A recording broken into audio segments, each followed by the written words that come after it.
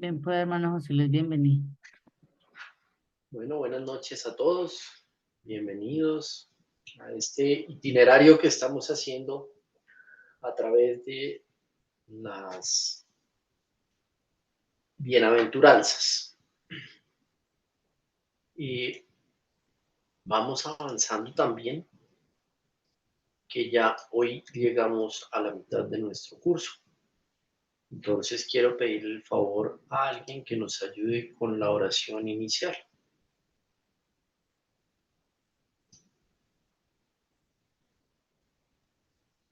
Yo lo puedo hacer. ¿Vale?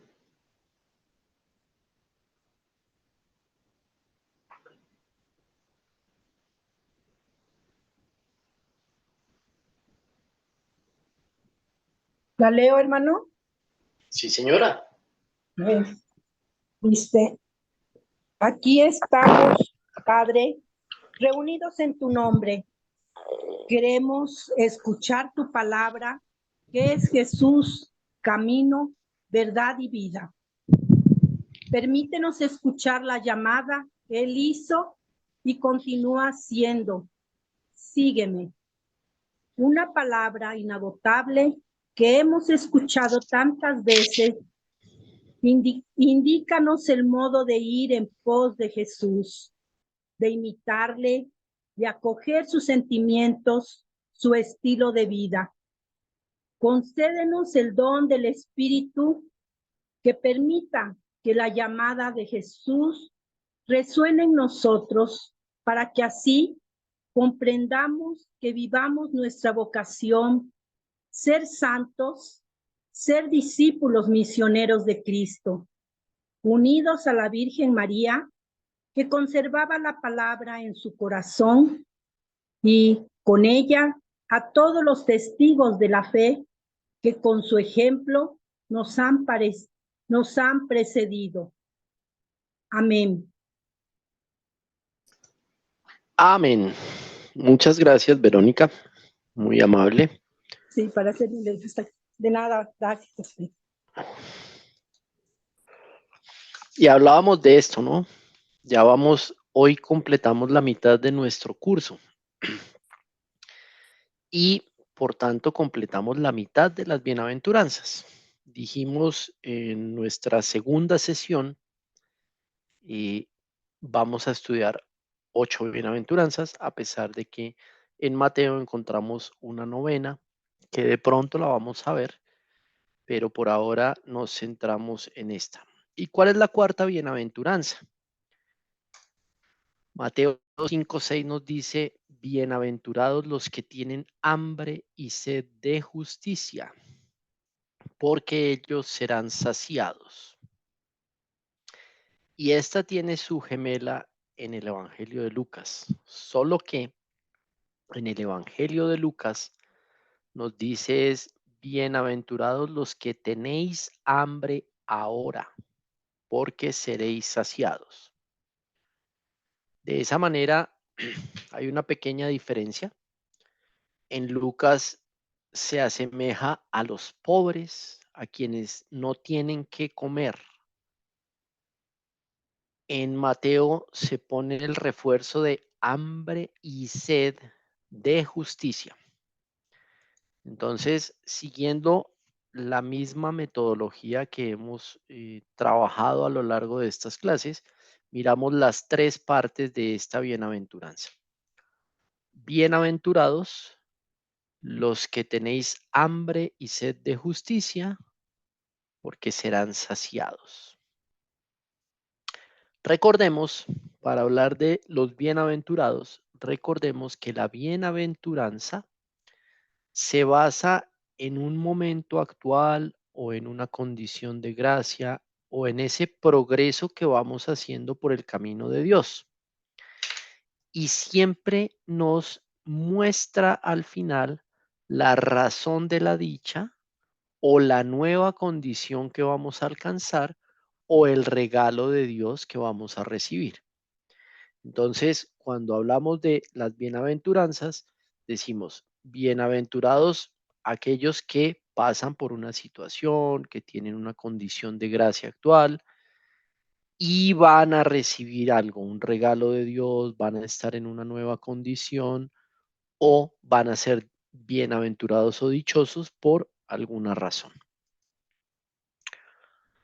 Habíamos visto en la segunda sesión que en Mateo las bienaventuranzas son 9 y que las primeras 8 tienen una forma literaria homogénea que se hallan en la tercera persona plural y que la primera y la octava cerraban todo el ciclo porque las dos mencionan el reino de los cielos y que podíamos dividirlas en dos grupos, las primeras 4 y las segundas 4, porque ambas hablan de la palabra clave justicia.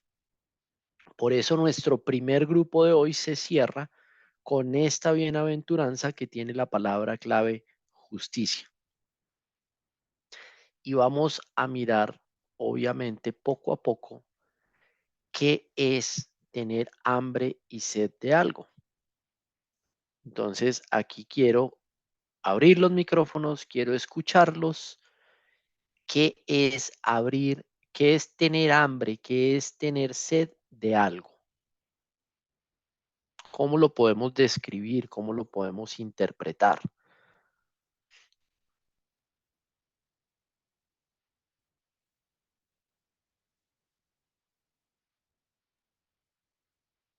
Lali. Bueno, yo lo interpreto de esta forma. No sé si estaré equivocada, pero yo viví un tiempo lejos de la Iglesia Católica por cuestiones de trabajo. Donde trabajaba no habían iglesias católicas.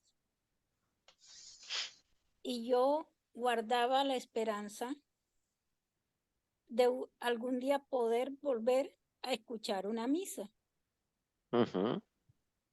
Y yo sentía esa sed, sentía esa hambre, así como literal como está ahí escrito, de escuchar la palabra y de recibir la Eucaristía. Qué bueno, Lali, ese ejemplo que tú nos das, porque eres una alumna aventajada, que lo que acabas de decir viene un poquito más adelante en nuestra sesión de hoy, pero precisamente es una muy buena descripción de lo que es tener hambre y sed de algo. Silvia. Hermano José Luis, me hizo recordar la oración de San Agustín que dice, mi corazón está inquieto hasta que no descansemos en Dios, Uh-huh. porque solo cuando nos encontramos con Él viene la paz. Mientras tanto estamos inquietos, pero cuando ya sabemos que debemos descansar en Dios, entonces tenemos hambre y sed de buscar a Dios y encontrarlo. En Hambre y sed. claro, nuestra alma tiene hambre y sed de conectarse con Dios porque sé que voy a encontrar la paz, entonces intento, me distraigo, vuelvo a intentar, me distraigo hasta que ya logro rezar tranquilamente y concentradamente. ¿Sería eso, Uh-huh. hermano José Luis? Funciona como una buena descripción también. Tener Gracias. hambre y sed de Dios. Estás diciendo, tengo hambre y sed de Dios. María Teresa y luego Cristina y luego Yolanda. Buenas noches, hermanito José Luis, buenas noches Hola a todos. María Teresa. ¿Qué es tener hambre y sed de algo? Yo creo que viene con la necesidad, ¿no? Necesidad de amor, necesidad de Dios, necesidad de justicia, necesidad de ayuda, ¿no? O sea, Uh-huh. es como una necesidad de hacer algo por alguien o de ayudar, ¿no? En alguna situación puede ser difícil, comprometida, entonces uno tiene esa necesidad de hacer algo por alguien que lo requiere. Muy bien, María Es lo Teresa, que, muchas gracias. gracias también. Cristina, Yolanda y Miriam. Sí, buenas noches, Cristina. Dale, Este, Cristina. sí, para mí, tener hambre y sed de algo es la necesidad que yo siento de satisfacer algo, algo que me falta. Así lo veo. Ujú. Muy bien, es la necesidad de satisfacer algo que nos hace falta. Por eso, normalmente, cuando hablamos de alimentación, acceso al agua, acceso a una vivienda digna, hablamos de necesidades básicas insatisfechas. Y es precisamente ese tener hambre y sed de algo, como bien lo puntualizaban, es tener una necesidad de algo, sentir que algo nos está haciendo falta. Yolanda, Miriam y familia. Sí, iba a decir, pues buenas noches, iba a decir precisamente eso, es la necesidad. Y cuando yo inicié en este caminar de conocer al Señor, nació en mí esa hambre y esa sed de leer la palabra, de ir Ujú. al oratorio, de estar en la Eucaristía, de escuchar la homilía, de nutrirme. Sí, eso nació en mí y una hambre impresionante de conocer más, de saber más y reconocerme y pedirle al Señor que cambiara, que me transformara. Y estoy en ese proceso. Muchas gracias. Gracias, Yolanda. Miriam. Bueno, hambre y sed son necesidades físicas, ¿verdad? Ujú. Cuando el cuerpo requiere de un alimento, pues uno recurre a los alimentos físicos, ¿no? Sed, pues puede ser tomar agua, ¿verdad? Esas son Ujú. necesidades en el ámbito físico. En el ámbito espiritual es hambre, tener esa necesidad de llenarse de la palabra y del conocimiento de Dios nuestro Señor. Y sed es llevar almas a nuestro Señor. Así lo Interesante entiendo yo. reflexión, Miriam. Muy bonito. Muchas gracias por tu aporte porque nos da otra perspectiva. Familia, Verónica y continuamos. Buenas noches, familia. Soy Cristina de Natareno, que está, todavía no se ha identificado mi computadora. Buenas noches. Tranquila. Sí, realmente la pregunta muy interesante que es tener hambre y sed de algo. El hambre y la sed para mí son necesidades básicas, fundamentales, que sin ellas morimos. Si una de Ujú. ellas desaparece o no la tenemos, pues fallecemos. Y creo que realmente a eso se refiere la pregunta, ¿verdad? A ver realmente la necesidad que hay de satisfacer tanto el comer como el tomar. Eso es lo Bueno, que muy está en bien. la pregunta. Muy bien, Cristina, muchas gracias. Verónica. Eh, Buenas noches a todos. Mire, es la necesidad de, como decía la hermana, ¿no? Iba a ser lo mismo, de esa necesidad de satisfacer el hambre y la sed. Por ejemplo, el hambre de la Eucaristía y y del vino, ¿no? Que es su sangre, que es su Ujú. cuerpo y su sangre, esa necesidad que tiene uno del amor de Dios, de buscarlo, de sentir su presencia. Eso es lo que... Bueno, muy bien. Hemos sido bastante espirituales todos, porque cuando yo tengo hambre, siento un vacío en el estómago. Cuando yo tengo hambre de comida física, cuando yo tengo hambre de algo, como ustedes bien lo puntualizan, nos está haciendo falta algo. Y la sed es ese saborcito que tiene uno en la boca que no sabe no le sabe y le hace falta a uno líquido, le hace falta a uno tener algo o puede sentirse uno deshidratado. Vamos a hacer un repaso muy rápido. No vamos a mirar todo el evangelio que nos narra el encuentro de Jesús y la samaritana, pero sí vamos a ir mirando algunas pericopas y poco a poco vamos a ir viendo esa hambre y esa sed, como se ve también en el evangelio. Juan 4 del 7 al 10. Llegó entonces una mujer de Samaria a sacar agua. Jesús le dijo, dame de beber. Sus discípulos se habían ido al pueblo a comprar comida. La samaritana le respondió, ¿cómo tú, siendo judío, me pides de beber a mí, que soy una mujer de Samaria? Es que los judíos no se tratan con los samaritanos. Jesús le respondió, si conocieras el don de Dios y supieras quién es el que te dice, dame de beber, tú se lo habrías pedido a él y él te habría dado agua viva. Y en estos 4 versículos, ahí ya vemos, dame de beber, que es una solicitud relacionada con la sed.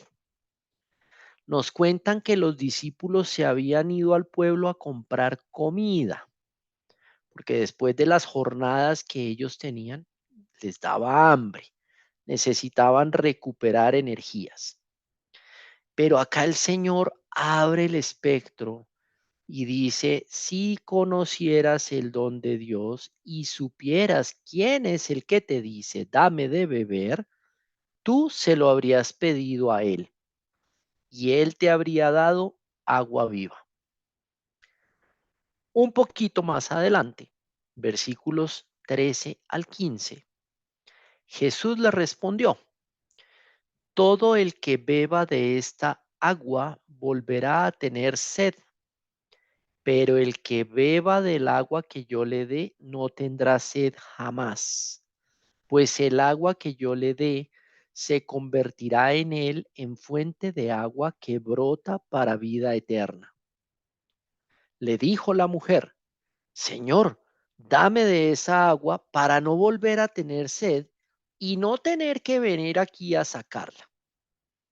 Y entonces nosotros, en nuestro corto entendimiento, en nuestra cerrazón del corazón y de la mente, seguimos pensando en lo físico.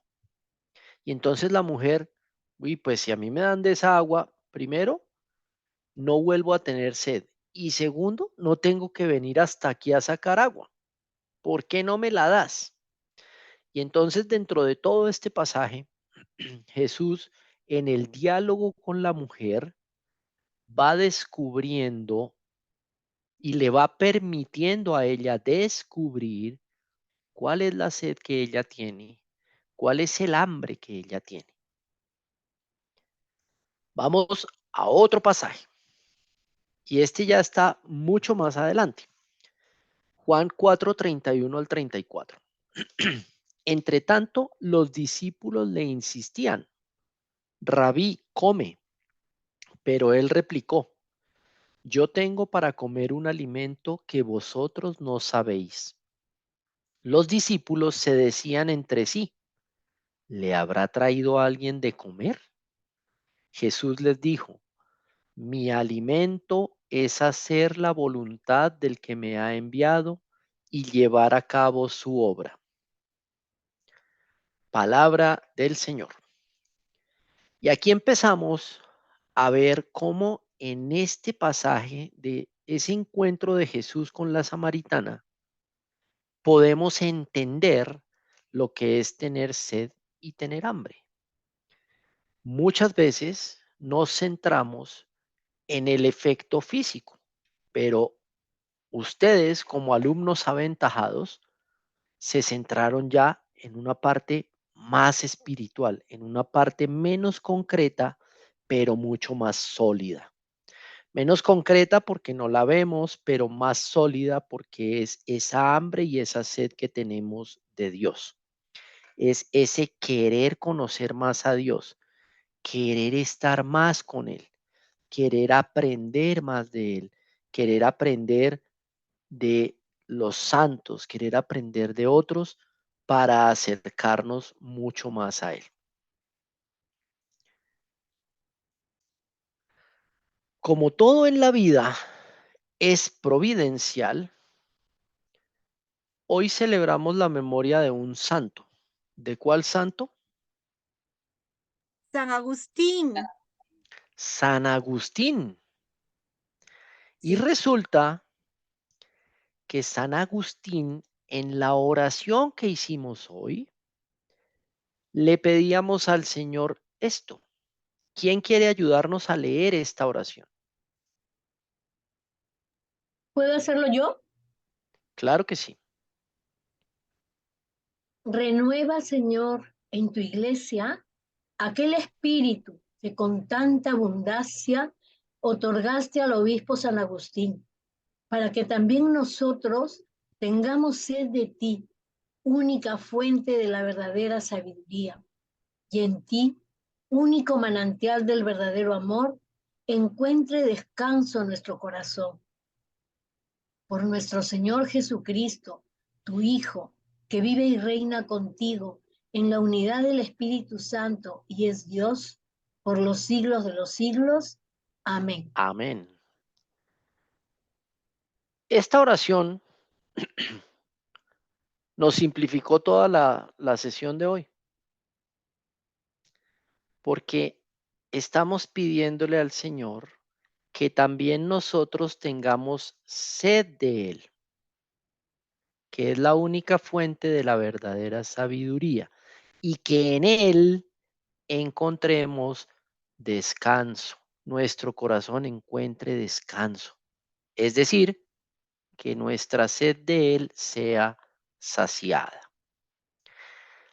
La imagen de la derecha, ¿qué nos recuerda? ¿De qué nos habla esa imagen? Cuando Cristo en la cruz dijo, tengo sed. Ah, Cristo también dijo, tengo sed. Muy bien. ¿Y era sed de qué? De amor, del De amor de Sed, almas. nosotros. De almas. De almas. sed de almas, De sed de almas. amor, sed de fe, sed de esa respuesta que nosotros deberíamos dar frente a su revelación, frente a lo que Él gratuitamente nos muestra, nos da. Esa es la sed de Él.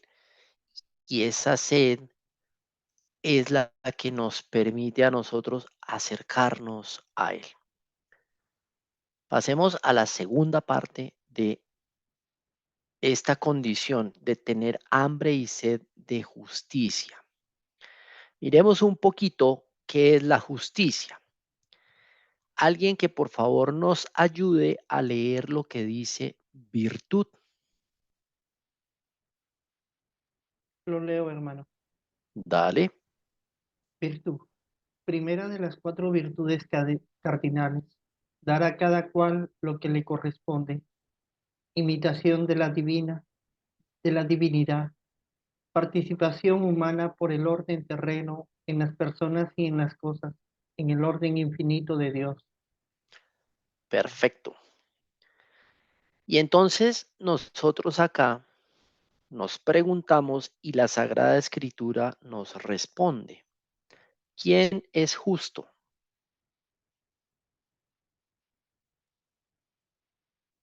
¿A Dios quién? y Jesús. Muy bien. ¿A quién pertenece la justicia? A Dios.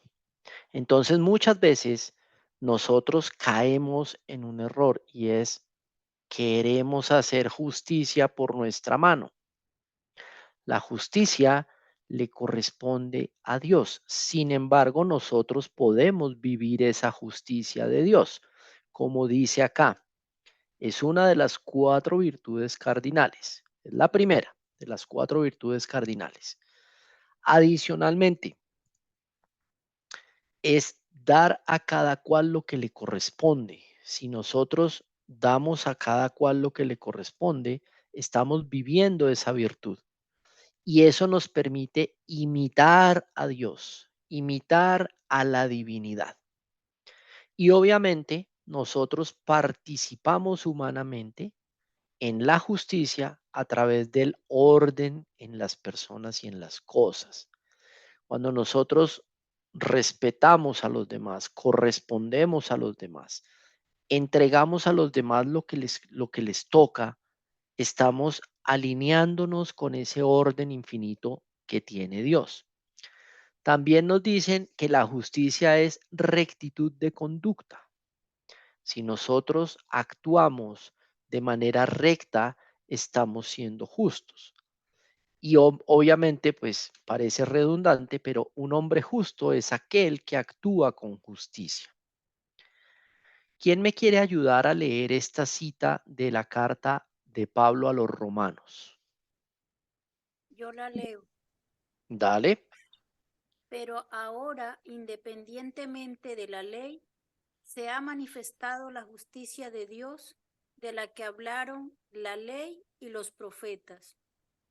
Se trata de la justicia que Dios, mediante la fe en Jesucristo, otorga a todos los que creen, pues no hay diferencia.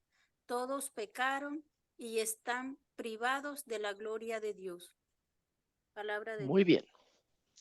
Muy bien, Lali, muchas gracias. Te Y entonces alabamos. aquí vamos a revisar un par de cosas. Se me olvidó decir, ¿qué es una virtud? Una virtud es una gracia de Dios. La virtud es una gracia de Dios. Y cuando hablábamos acá que la virtud era la imitación de la divinidad, ese es un concepto del santo del día de hoy, de San Agustín. Es un concepto muy agustiniano. Agustín decía, la imitación de la divinidad es la que permite obtener esa gracia de Dios y estar en concordancia, en comunión con Él. Aquí en la carta a los romanos, en este pasaje de la carta a los romanos, Dios ha querido darle su gracia a toda la humanidad y de la misma forma. No es que para unos una cosa y para otros otra, no, Él ha querido darnos a todos su gracia. Y obviamente acá en el versículo 23, cuando hablamos de todos pecaron y están privados de la gloria de Dios, la gloria de Dios en sentido bíblico es la presencia de Dios que se comunica al hombre cada vez más íntimamente. Entonces, cuando hablan de la gloria de Dios, están hablando de esa presencia que nosotros buscamos tener. Nosotros queremos estar en presencia de Dios. Trabajamos en este mundo por la santidad, porque algún día queremos llegar en la vida eterna a estar en presencia de Dios. Dice Carlo María Martini, hay tres actitudes, podríamos llamar así, tres actitudes de la justicia, que son la justicia de Dios, la justicia del hombre y la justicia social. La justicia de Dios hace referencia a la salvación final. Cuando nosotros nos presentemos al Señor en ese juicio, ahí se va a hacer justicia. Y ahí nosotros sabremos si nos tenemos que salvar, si tenemos que ir al purgatorio o si nos hemos condenado. La justicia del hombre corresponde a las buenas obras que hace el hombre, observando las leyes, respetando los mandamientos. Y la justicia social nos permite tener relaciones justas. Hablamos de responsabilidad social, hablamos de doctrina social de la iglesia. Lo que buscamos es eso, llevar la justicia a todos nuestros hermanos. Y la foto de fondo, la imagen de fondo, es un árbol. Y si hacemos una analogía con estas tres actitudes de la justicia, podríamos decir que la raíz del árbol es la justicia de Dios, porque es Él quien nos hace a nosotros justos. Es su gracia la que nos permite ser justos. Las flores del árbol son las obras buenas que realiza el hombre según la voluntad de Dios. Y hoy entendí yo, cuando leía un poco esta parte, entendí por qué a muchos les gusta tomarse fotos y publicarlo en redes sociales cuando hacen las buenas obras, porque es que son flores y las flores son bonitas y las flores nos gusta que nos echen flores. Eso no tiene sentido. Las buenas obras se deben hacer sin tener que publicarlo, sin tener que obtener algún beneficio, algún reconocimiento. Y el fruto de este árbol es la justicia social. Entonces, si nosotros nos dejamos nutrir por la justicia de Dios, si hacemos buenas obras, si actuamos conforme a la voluntad de Dios, acordémonos del pasaje que acabamos de leer de la samaritana. Mi alimento es hacer la voluntad del que me ha enviado. Si nosotros hacemos esas buenas obras, el fruto es la solidaridad, la caridad. Es esa actitud en la que nosotros, en vez de buscar solo nuestro propio interés, nos preocupamos por los demás. A lo largo de la historia de la salvación, también se menciona la justicia en muchos pasajes de la Biblia. Estos dos del Génesis 15:6 y 18:19 son de esta relación que empieza a surgir entre Dios y Abraham.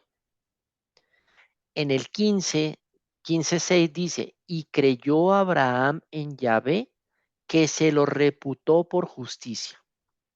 Entonces, Abraham por su fe fue reconocido y recibió la gracia de ser justo, porque él creyó en Dios. Dijo, yo creo en ti, creo lo que me estás diciendo, creo esas palabras que me estás diciendo, esa promesa de que voy a tener una descendencia como los granos de arena del mar. Y en Génesis 18:19, quien habla es Dios. Y aquí Dios dice, porque yo le conozco y sé que mandará a sus hijos y a su descendencia que guarden el camino de Yahvé, practicando la justicia y el derecho, de modo que pueda concederle Yahvé a Abraham lo que le tiene apalabrado, prometido. Entonces, acá lo que estamos viendo es, en la medida en que somos justos, también el Señor nos concede más su gracia. En la medida en que vivamos la justicia, el Señor más justicia nos va a dar, más gracia nos va a dar. Y en Levítico dice, siendo juez, no hagas injusticia, ni por favorecer al pobre, ni por miramientos hacia el grande. Juzgarás con justicia a tu prójimo. Y este es un mandamiento, esto es una instrucción que Dios nos está dando. Esto implica vivir enteramente de conformidad al querer de Dios. Es buscar esa perfección en la vida diaria, en las relaciones tanto con Dios como con los hombres. Un resumen de esto, en la medida en que somos rectos en nuestro obrar, rectos en nuestras palabras y nos sometemos a Dios, nos empezamos a convertir en hombres justos. Rectitud de comportamiento, sumisión de Dios, sumisión a Dios, nos va a volver hombres o mujeres justas. Sigamos mirando qué más hay por acá. Aquí apareció el primer libro de Samuel. Yahvé pagará a cada uno según su justicia y su fidelidad. Hoy te ha entregado Yahvé en mis manos, pero no he querido alzar mi mano contra el ungido de Yahvé. Esto se lo dijo David a Saúl. David tuvo en sus manos la posibilidad de ejecutar a Saúl, pero sabía que Saúl había sido un ungido de Yahvé, por tanto, no quiso alzar su mano, por tanto, lo perdonó. Hagamos un recorrido rápido por los salmos. Encontramos justicia en muchas partes de la Biblia. Aquí está el Salmo 9, el Salmo 11. En el Salmo 11 nos acerca a otra bienaventuranza. Pues Yahvé es justo y ama la justicia. Los rectos contemplarán su rostro. Ahí parecería que nos va llevando hacia ese sitio, nos va llevando hacia otra bienaventuranza. Y acordémonos que en la antigua alianza, el rostro de Dios no se podía ver, el hombre no podía ver a Dios. Pero es muy frecuente encontrar en los salmos esta expresión de contemplar el rostro de Dios. En ese sentido que hablábamos ahorita en la carta a los romanos de la gloria de Dios, de estar en su presencia, de disfrutar la presencia de Dios. Salmo 22, Salmo 35. En el Salmo 35 decimos, mi lengua musitará tu justicia, todo el día tu alabanza. Entonces, en la medida en que nosotros tratamos de obrar con justicia, tratamos de ser justos con las demás personas, también estamos alabando a Dios. No he callado tu justicia en mi pecho, he proclamado tu lealtad, tu salvación. No he ocultado tu amor y tu lealtad a la gran asamblea. Y en el Salmo 58 encontramos, de verdad, dioses, pronunciáis justicia, juzgáis a los hombres conforme a derecho. En este salmo, obviamente, no le estamos hablando a otros dioses, estamos haciendo referencia es a los gobernantes que se creen dioses, a esos gobernantes, a esos jueces y príncipes que en algún momento se creían más que Dios. Y si hablamos de justicia, deberíamos hablar de esto. Pero si resultare daño, darás vida por vida, ojo por ojo, diente por diente, mano por mano, pie por pie, quemadura por quemadura, herida por herida, cardenal por cardenal. ¿Cómo se llama esa ley? Ley de talión. Uy, León. La ley del talión. ¿Y por qué surgió la ley del talión? Creo que lo hablamos la vez pasada.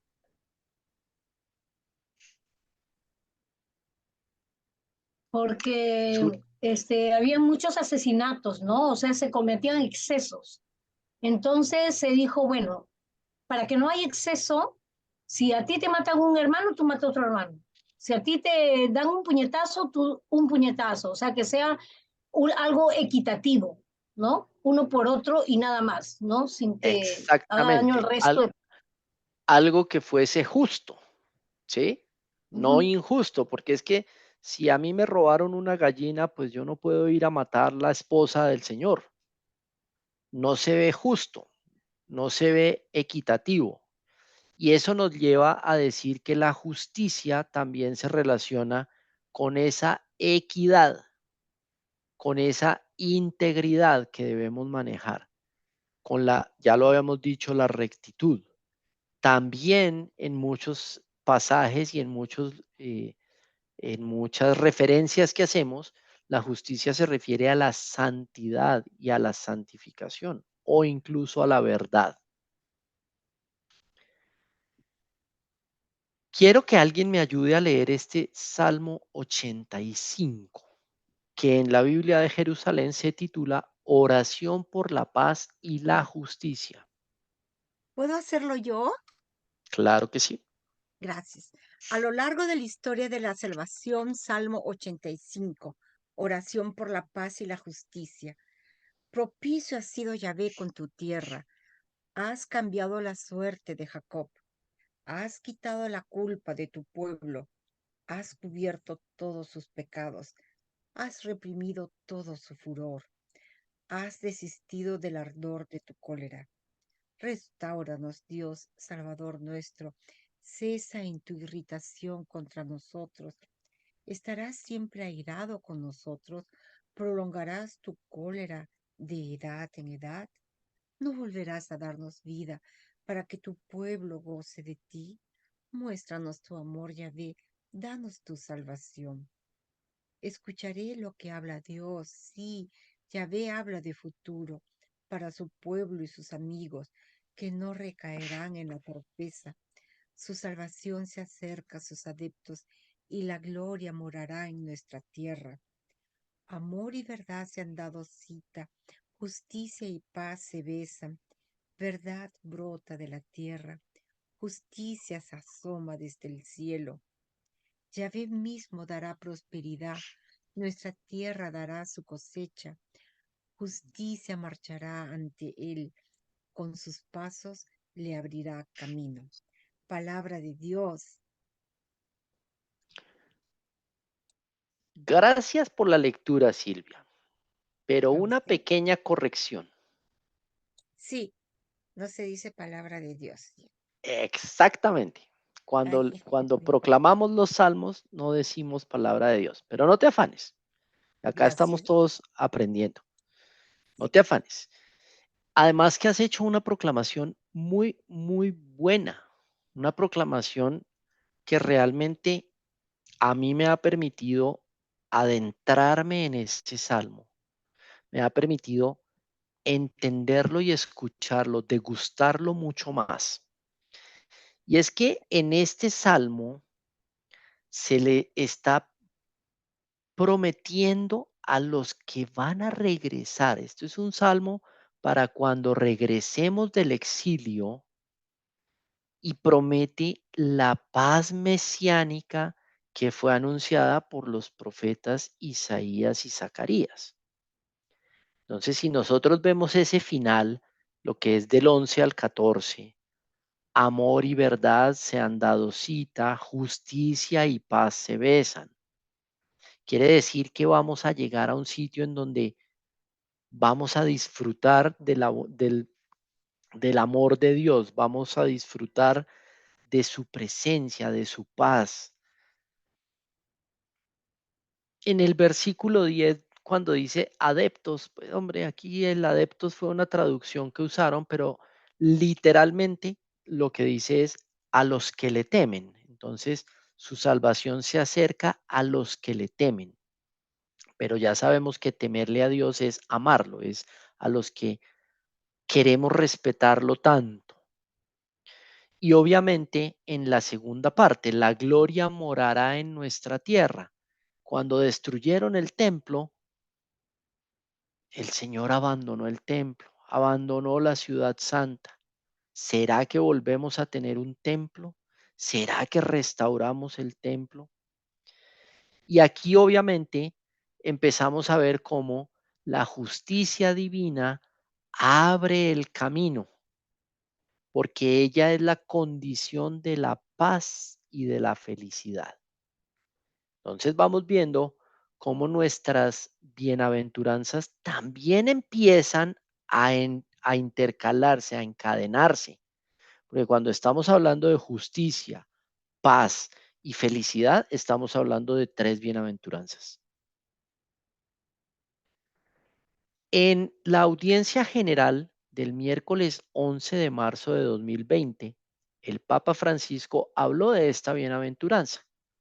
Y el final de esa audiencia nos decía lo que está aquí. ¿Quién me ayuda a leerla, por favor? ¿Puedo leerla? Claro que sí.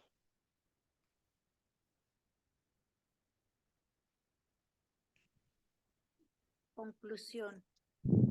Jesús anuncia en esta bienaventuranza hambre y sed de justicia, que hay una sed que no será defraudada, una sed que si se escuda será saciada y siempre será satisfecha, porque corresponde al mismo corazón de Dios, a su Espíritu Santo, que es el amor, y también a la semilla que el Espíritu Santo ha sembrado en nuestros corazones.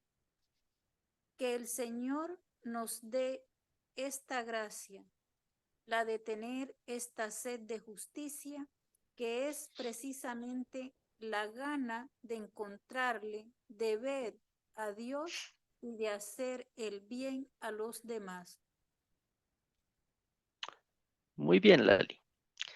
Y yo les decía que cuando empezamos a hablar de qué era tener hambre y sed de algo, nos estábamos aproximando muchísimo a esto. Y tener hambre y sed de justicia es tener hambre y sed de Dios. Y como acá termina pidiendo el Papa Francisco, termina pidiendo que el Señor nos dé esta gracia, la de tener esta sed de justicia, que es precisamente la gana de encontrarle, de ver a Dios y de hacer el bien a los demás. Entonces, cuando nosotros en la bienaventuranza nos dice, bienaventurados los que tienen hambre y sed de justicia, porque serán saciados, quiere decir, si nosotros queremos encontrar a Dios, Él se nos va a dejar ver. Lo vamos a encontrar. Y como ya sabemos, conocer a Dios es amar a Dios. Y amar a Dios es seguir a Dios. Entonces, poco a poco, nosotros vamos trabajando en este camino precisamente en saciar esta sed de conocerlo, de encontrarlo, de verlo. Y obviamente lo podemos encontrar y lo podemos ver en los demás. Nuestro librito de Un estilo de vida, que es el que nos ha traído palabras claves en cada bienaventuranza, nos presenta la palabra clave laicidad. ¿Quién nos quiere ayudar a leer esta diapositiva?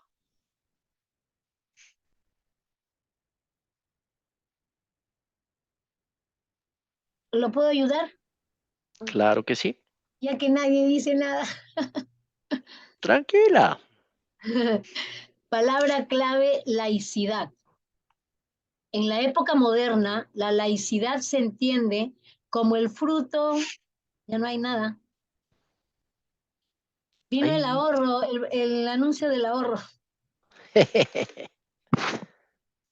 Ok, un momento, miramos a ver qué pasó. Volvamos. Nos quieren hacer ahorrar, profesor. Sí, señora. Ahí está. La laicidad se entiende como el fruto del proceso de secularización, es decir, de la progresiva reducción del influjo de la religión sobre la vida del individuo y de la sociedad. En este proceso hay que distinguir dos aspectos entrelazados entre sí, pero distintos: la laicidad del Estado y la laicidad de la ética. De la primera se ocupa el filósofo inglés Hobbes, según el cual entre los hombres hay una guerra aún más profunda y antigua que la guerra entre las confesiones cristianas, la que todo hombre libra contra los demás hombres para afirmar sus propios intereses individuales. El Estado laico nacería, por tanto, para garantizar la convivencia y la paz social, como único sujeto reconocido por todos, titular del poder de ejercer violencia para que los intereses de todos estén seguros dentro de los límites establecidos.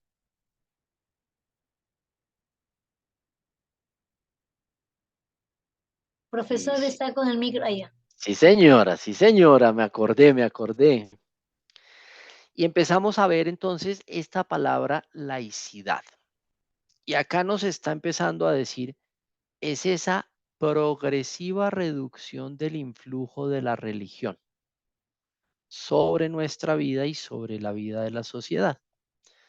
Entonces, también nos plantea que hay dos, digamos, dos aspectos importantes que se pueden diferenciar, y es la laicidad del Estado y la laicidad de la ética. La del Estado es el ejemplo que nos dan acá. Surge un Estado laico. ¿Para qué? Para garantizar la convivencia y la paz social.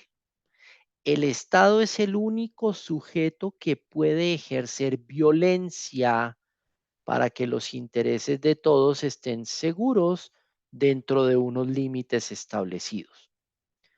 Entonces, aquí nosotros hemos visto a lo largo de la historia cómo nuestros países han pasado de ser países confesionales a países laicos o a estados laicos. Nosotros aquí nos reconocíamos como una nación católica, ahora no, ahora somos un estado laico. Y alguien que me ayude a leer la segunda parte de nuestra palabra clave. Si me permite, yo lo hago, hermano. Claro que sí. Palabra clave: laicidad. La ética laica nace de la superación de la cristiandad como respuesta a la desorientación y a la crisis de identidad provocada por ello. La conciencia europea ha identificado en la naturaleza humana racionalmente examinada un nuevo fundamento para la ética. Naturaleza y razón son la plataforma común de lo humano antes de cualquier diferenciación cultural y de cualquier pertenencia religiosa. Hoy la nueva laicidad no es la parte no creyente de la humanidad, sino toda la comunidad humana compuesta de creyentes y de laicos.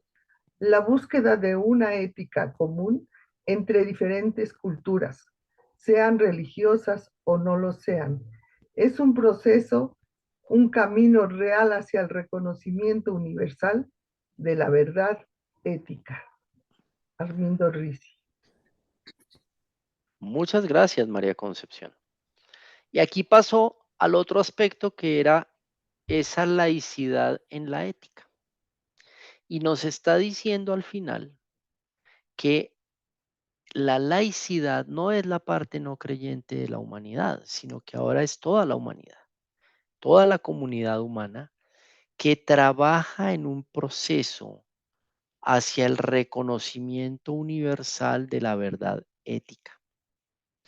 Entonces, entender la ética entre diferentes culturas, lograr establecer una verdad ética que nos acompañe a todos, que nos rija a todos, es lo que nos hace actuar de esta manera laica, de esta manera, o sea, vivir esta palabra o esta condición de laicidad, separarse un poco del tema religioso. Sin embargo, para nosotros, esa verdad ética es la que más nos tiene que pegar y unir a nuestra religión, a nuestra fe, a nuestra creencia.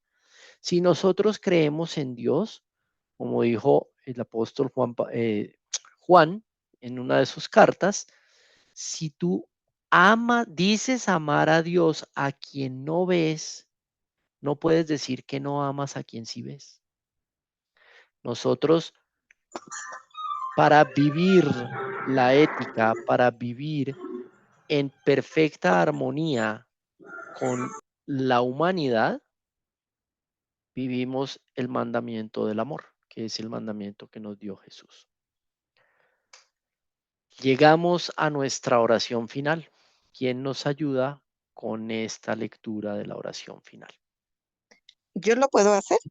Claro que sí. Se le acabaron los pelos. Participó en su... Señor, tú nos ofreces en las bienaventuranzas el camino de la vida nueva que nos viene con tu reino de justicia, de amor y de paz.